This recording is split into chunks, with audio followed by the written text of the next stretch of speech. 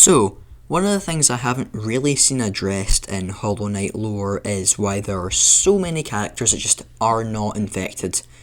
Sure, we have some explanations, like the mantises who have such strong wills they just say no. Being infected? Just say no. The Radiants cannot legally take your free will and life without your consent. For most characters, we're not really given much of an explanation as to how they don't get infected, unless you want to go by Zote's advice of not breathing / dreaming, but for some reason I don't really believe Zote the Mighty may he live forever. Besides, I have a theory on why all these bugs aren't infected. It's that they have a goal they're trying to achieve, or a purpose. This is the one thing that unites most these characters. Think about it. For the Nailsmith, it's creating pure nail. For Hornet, it's protecting Hallownest. For the Nail Masters, it's nail mastery. For Dung Defender, it's defending and maybe some things with Pale King.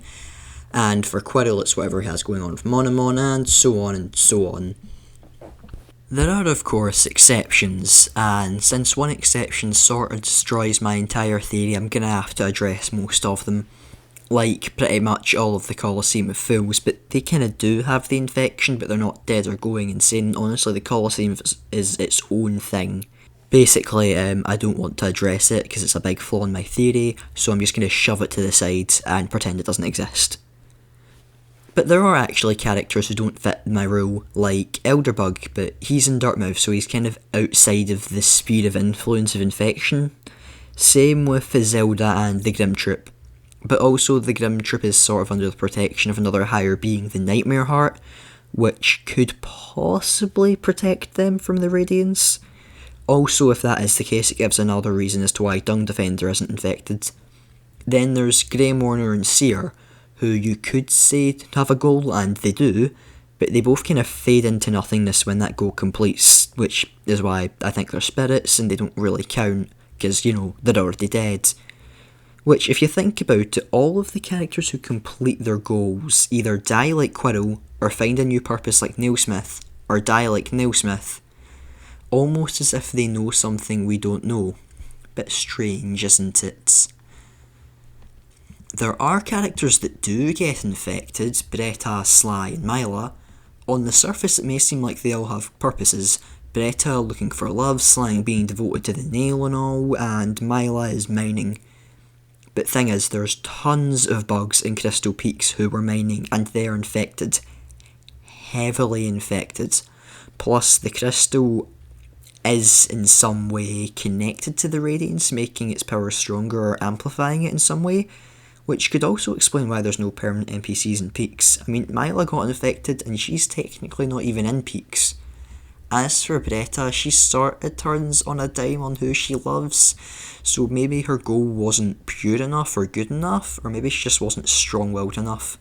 And as for Sly, he's completed his journey as a nail master. He's mastered the nail, he's taught students, so now he doesn't really have anything to work towards, and that's why he can get infected. Because I don't really think running a shop counts as a good enough purpose. Hey, then what about Salupin and Ninabelle?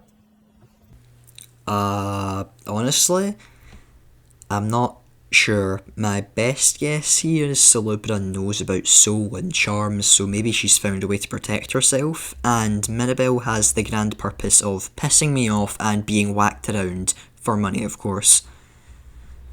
There is the argument that all the characters not infected have just not been in Hallownest long enough to get infected, which is an okay argument, since we don't actually know how long most characters have been in Hallownest, but we can assume characters of a shop, which includes Salubra and Mirabelle, have been here for a while, and then there's the last stag who has been in Hallownest for ages, and has probably never met the Pale King since he never used the tramways, which means you can't exclude him because, he's under the protection of the Pale King. So yeah, that's why that argument doesn't really work. Oh, sorry, what was this video about again? Oh yeah, my theory.